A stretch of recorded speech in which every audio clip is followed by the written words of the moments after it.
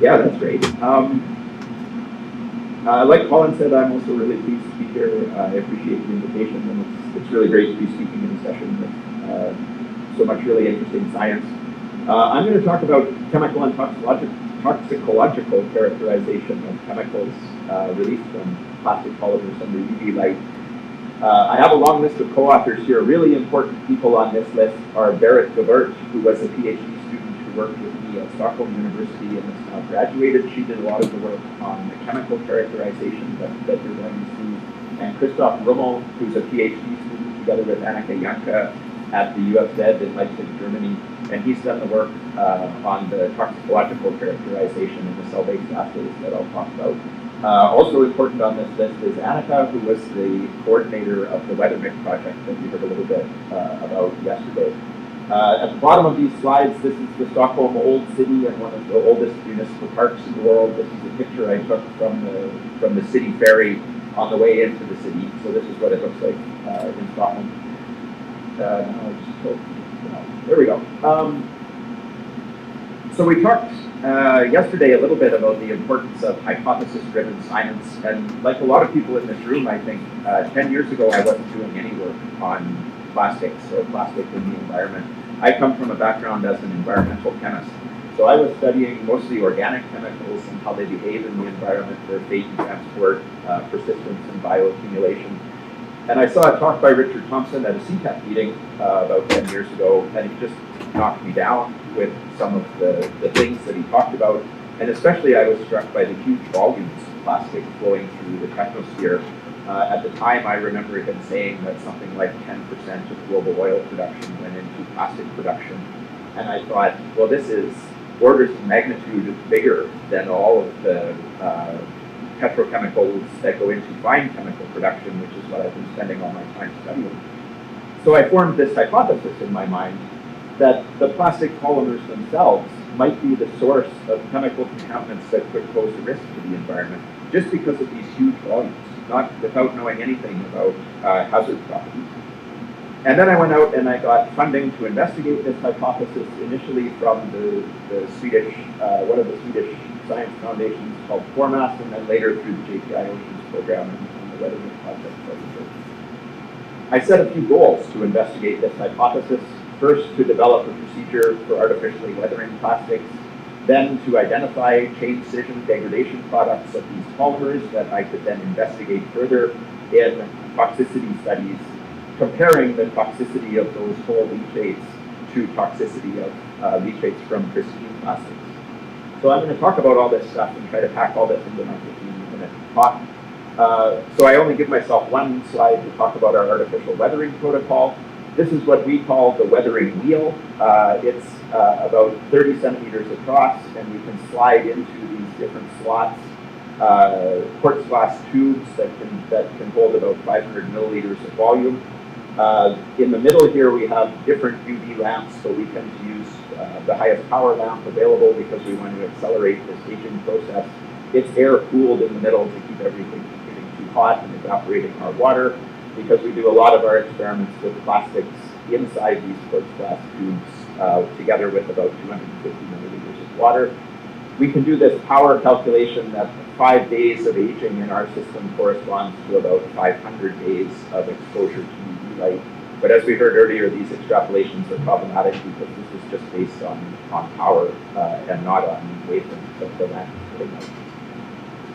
So the tool we applied to this was then to identify polymer chain scission products is an LC Orbitrap system that we bought from Thermo. The Thermo guys are outside, and I recommend this piece of equipment if you have enough money to purchase it. What you get from this is very nice full scan mass spectra, which means you can look at all of the masses coming off your LC column simultaneously, and then you can use software to pick the peaks and align between samples and do molecular formula prediction for what all of these chemicals coming off the column are. I'll show you a little bit about our workflow for identification of the polymer chain scission products right now. If we take polyethylene as an example, I'm going to show you results for the same, I think, Goodfellow polymers that Colin was just talking about that are supposed, these are pre-production nurdles that are supposed to have very low or no additive content. We're interested in this because we wanted to focus on these polymer chain stitching products. Leachates from our weathering wheel for polyethylene, we identified initially 965 different signals in our full scan mass chromatogram. Ones that had molecular formula matches within reasonable tolerances are 256. 75 of those were present in the samples at greater than 2 times the concentrations in the blank. And then a few more got knocked out because they were also present in our dark controls, which indicated to us that they might be leaching out of the polymer but not the chain stitching product. And then finally, through a couple of identification steps, we identified tentatively but with very high confidence 6 specific structures, and 3 of those we confirmed with reference standards. These are all a homologous series of n equals 6, 7, 8, 9, 10, and then 12 of dicarboxylic acids in the case of polyethylene. And we saw Colin had our paper on his presentation, which was nice of him. This is the paper. We looked at polyethylene, polypropylene, polystyrene, and polyethylene terephthalate. And for those 4 plastics, we identified a total of 22 chain stitching degradation products. Most of them are dicarboxylic acids. We also identified 515 other things by molecular formula and exact mass match. But we can't ascribe unequivocal structures to those 515. But there's a whole lot of other stuff which is CH, O, various combinations that come out of all these polymers as well into these leachates. I should say, just like Colin was saying, when you look back in the literature, this isn't unprecedented. And actually, specifically for polyethylene that I just showed, we found a paper from the late 90s by Mina Hakkarainen's group, who happens to be just 1 subway stop down the road from me at the Royal Institute of Technology in Stockholm. And then already in the late 90s, she had identified a lot of these same degradation products. And actually, from polyethylene, she also identifies ketones and aldehydes as chain scission products. And probably speculate, based on her paper, I think what's happening in our system is that we're pushing this oxidation right to the end, right to the fully oxidized dicarboxylic acids, and maybe we're not getting the full diversity of everything that is possible in the real environment, actually. But nevertheless, we went ahead and worked on screening some of this already during our method development for developing our artificial weathering. We already started to do exploratory screening on the toxicity of these. If you think back to my original hypothesis, we're driven sort of by this toxicological environmental chemistry thinking. So this is a couple of figures from a paper that was actually the master's work of Sophia Bjarn in our department, where we did exploratory experiments with artificial weathering of a whole diverse set of plastic material that we purchased at the store. So here's costume packaging in a DVD case, a garden hose, and a dashboard, a piece of plastic from the dashboard of a car. Across the horizontal axis in each of these is hours of artificial sunlight exposure. So we're aging the plastics as you go across, and then the leachates. What you see in some cases is increasing toxicity of these leachates. And interestingly, this is for things where you might think there are low additive content. And for things where there might be high additive content, we observed in a few cases decreasing toxicity. So this was interesting because it shows, in this case, you could hypothesize maybe that this is degradation products from the polymer itself that are dominating this toxic response, where here maybe this is a toxic response induced by additives that are also getting destroyed by this extended UV exposure. I should say right away, none of these concentrations are environmentally relevant. We're working here at very high concentrations so that we can see these responses and probe this difference associated with the weathering. More sophisticated, and in the WeatherMint project, we collaborated with the people at UFZ on screening some of our leachates in their cell-based assays that they have. This is a really excellent and state-of-the-art system that's been set up by Beate Escher in her department at UFZ. What we've done here is concentrate leachates from our weathering wheel on solid phase extraction tubes. Then they're introduced into the recombinant cells that are in the cell-based assay system.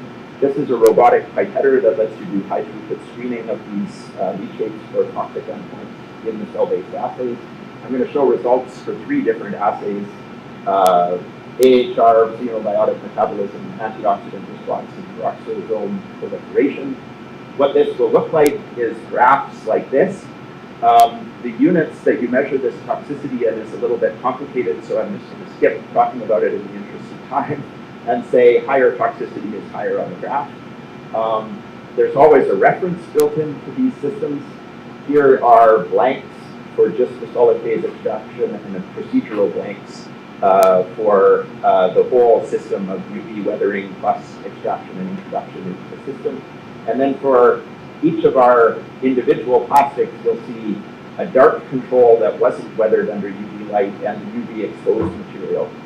These 2 materials, EW is an e-waste sample that's casing from wire, which and a brand new computer keyboard that we expected would light up the assays because they contain lots of additives.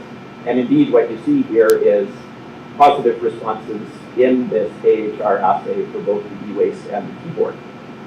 For our pristine, or for our pre-production plastics, in this assay, no response in either the dark controls or the UV.